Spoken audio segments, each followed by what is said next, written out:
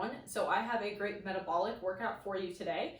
Today's workout, as you can see from the description, is going to be 3 separate rounds that are each going to be timed. Now remember, when you do a workout that's for time, you want to try to cycle through all rounds and reps as fast as possible while executing in good form, of course, but by taking as little break between rounds and reps as necessary. The idea with metabolic training is you really want to increase your intensity of your exercises to make it as challenging as possible.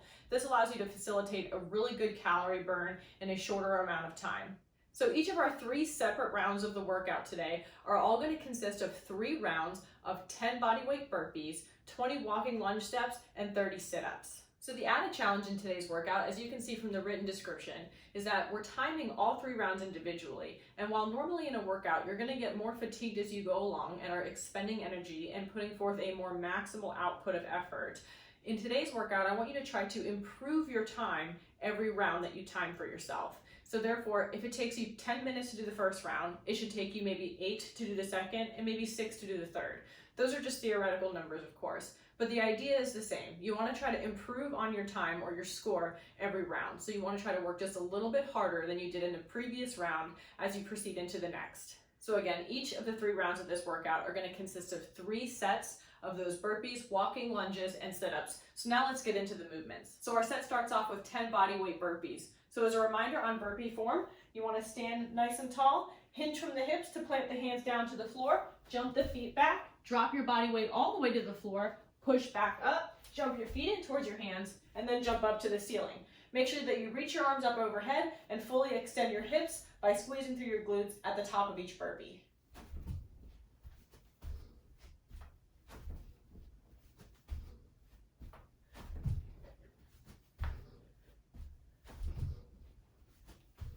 Now, a modification option for the burpee is to step into and out of your burpee and therefore reduce the jumping that's involved and lessen the impact on the joints for the movement.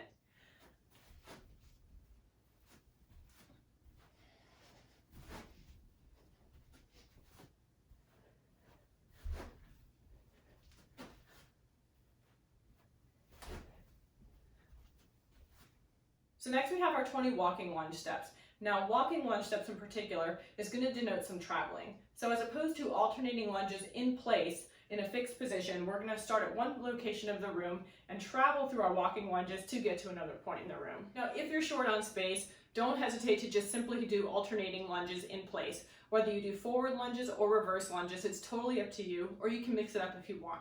But don't feel that if you can't travel from one point to another and you don't have the room to do so, that you can't do this workout. So if you're opting for the walking lunge step as prescribed in the workout, you're going to start in one position, take a step forward, drop the back knee to the floor, make sure the front knee does not exceed the toes. It should just go over the mid portion of the foot. Chest and shoulders should stay stacked over the hips, and then we're going to step that back leg right into that next lunge step, and so on.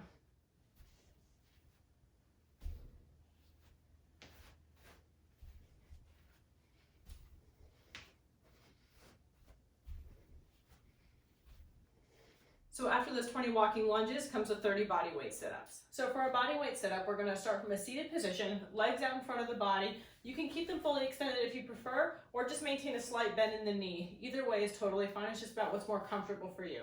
And then we're going to lay back until the shoulders, upper back, and head rest on the floor. And then we're going to sit all the way back up until the upper portion of the body is vertical. And then we're going to repeat.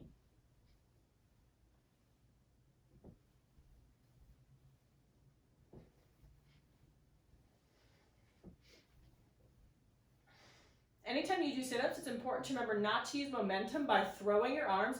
Make sure you keep your arms in a fixed position, either across your chest or behind your head. You also want to ensure a full range of motion in your sit-up by making sure that your body makes contact with the floor in every single sit-up. Don't try to do any cheat reps where you just lower your mid portion of your back to the floor and then sit back up again. You want to really get the full range of motion to maximize the effectiveness of the movement. So if you need a modification for bodyweight sit-ups, you can opt for bodyweight crunches. Just make sure that you do 60 repetitions each time instead of 30, because we're going to be reducing the range of motion involved in the movement. So for our crunch, make sure you bring your feet flat to the ground, hands across the chest or behind the head, and then you're just going to curl the head, neck, and shoulders up off of the ground and lower back down all the way in between each repetition. Again, make sure you work your full range of motion with this movement by lowering all the way to the floor before curling up for the next crunch. So don't forget, you're going to do each of these 3 movements 3 rounds per time. Then you're going to record that time, take a 3-minute rest as you see in the description, and then you're going to go for attempt number 2, working to improve your score this time and reduce the time it takes you to do the workout.